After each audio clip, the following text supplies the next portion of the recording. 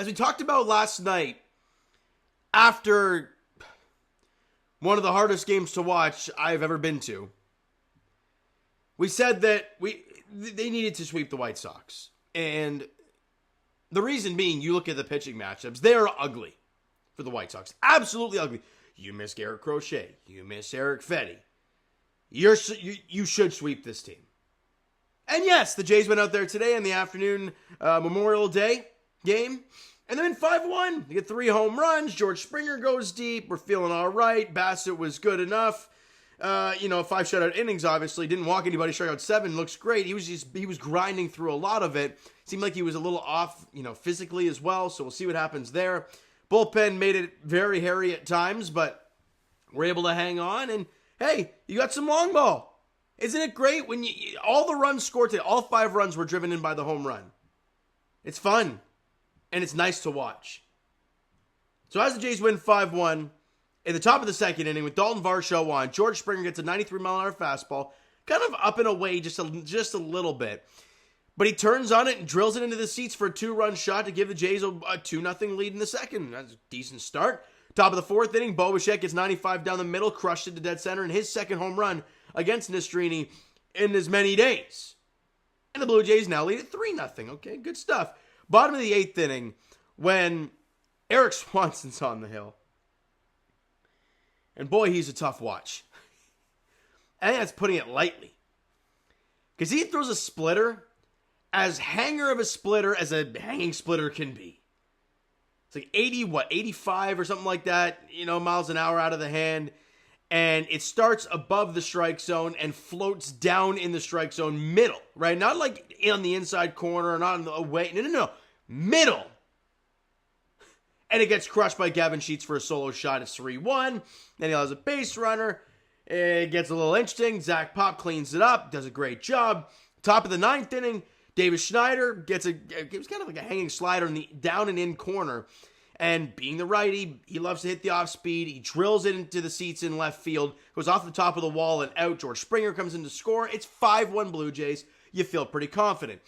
Genesis Cabrera goes out there, allows a base runner, then walks a guy, and we're like, okay, we're not going to do this again, are we?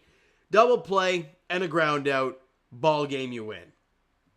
Great, I guess. You're still 5 games under 500 at 24-29, and in this stretch of winnable games, you're 4-4? You're 500 in this stretch. It's not good. It's really not.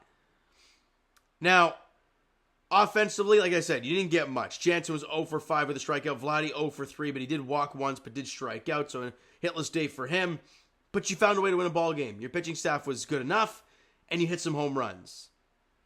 That's what we look back at that Orioles series and how they won how they were in or won most of those games was off the home run. They didn't do much else offensively. They hit the home run, and that's a game breaker. And for the Jays today, they had 6 hits. Now, a usual Jays game with 6 hits is about a 1-run game. You score 1, maybe 2. But no, when you can hit the long ball like they did today and score 5 runs, you hit 3 bombs.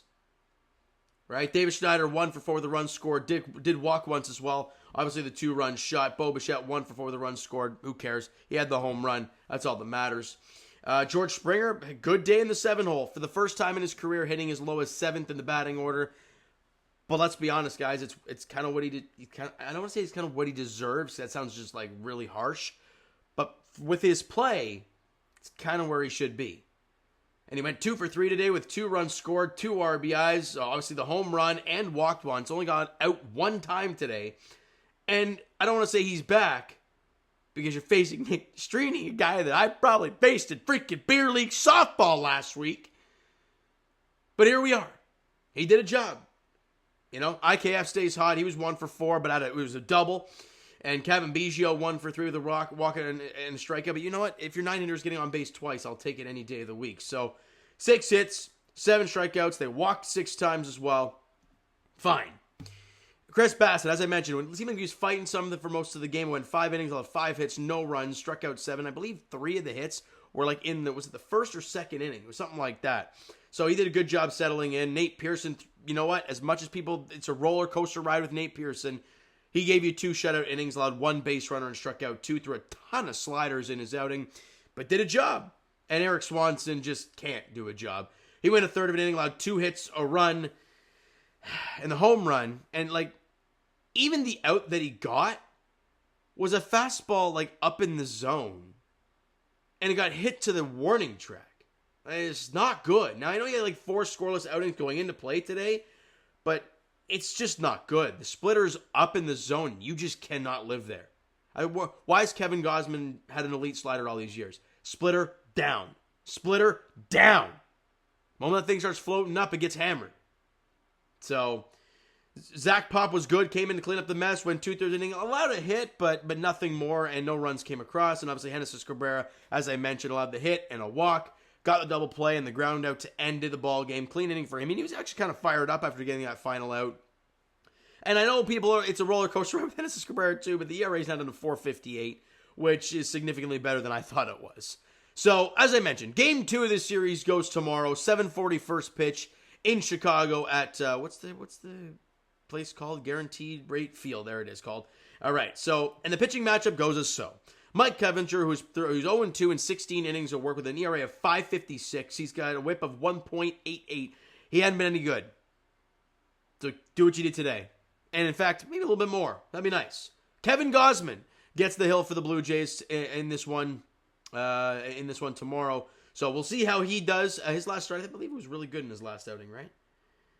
6 innings. Right, that was against the Tigers where they had no data. 6 innings, 3 hits, 2 walks, and struck out 10. He was great in that game. So can he build off of that and have a good start against a pretty painfully bad team in the White Sox?